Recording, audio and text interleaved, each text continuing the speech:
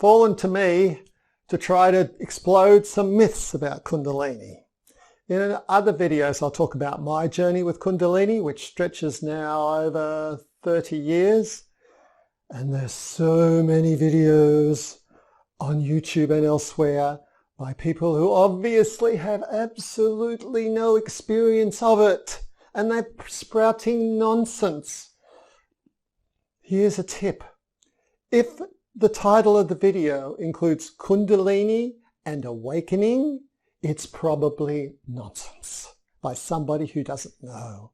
Kundalini does not awaken because it's not conscious. It's an energy, right?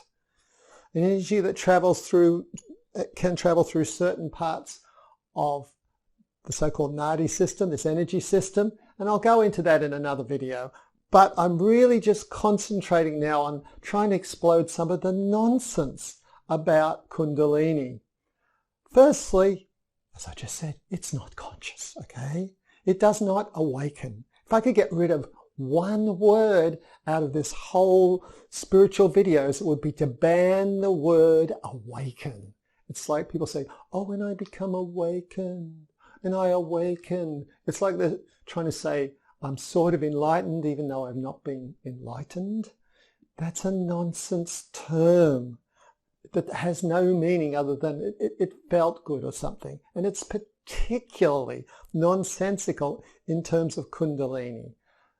There's this video. I'll just pick it up. I'll just get this information, right? There's a video on there. It's called, on YouTube, and it's called 8 Signs You're Experiencing an Authentic Kundalini Awakening. You're more sensitive about the system.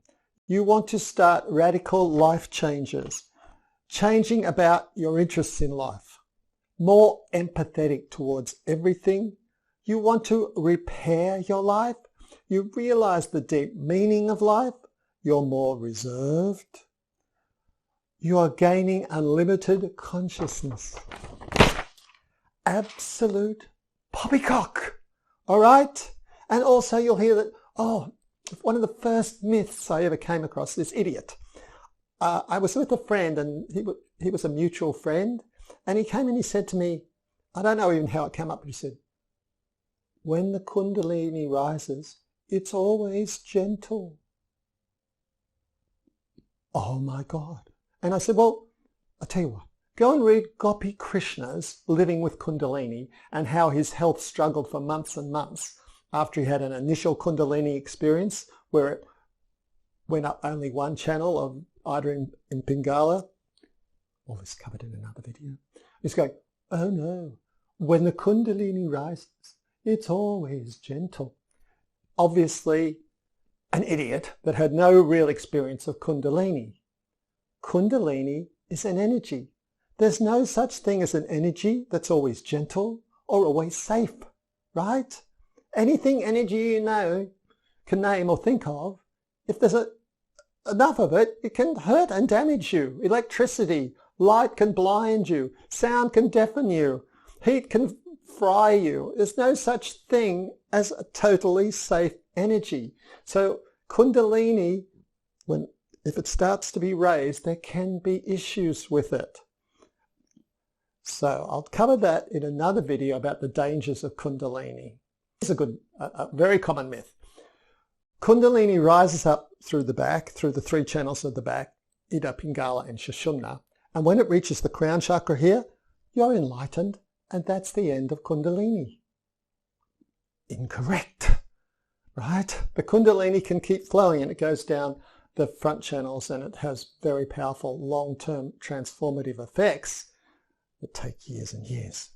Kundalini can arise and awaken without your ever knowing it. No, cannot. You'll feel it. It's a physical. You'll have what we'll call a physical sensation. You'll know if it starts to come up one of the channels, okay? There will be sensations. You cannot rise Kundalini. You cannot awaken Kundalini.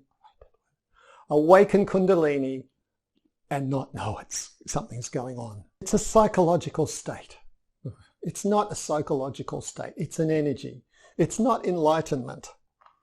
It should be worshipped. It's so holy.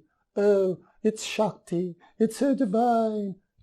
So that's some of the myths. If you want to hear a big dose of the myths, just type Kundalini and awakening and probably go to any one of the videos where that's put together. And it's almost certainly by somebody who's never experienced a long journey with Kundalini. So I hope that this has at least started to explode some of the myths around Kundalini. And in future videos, we'll be talking about the reality of Kundalini and my journey with Kundalini.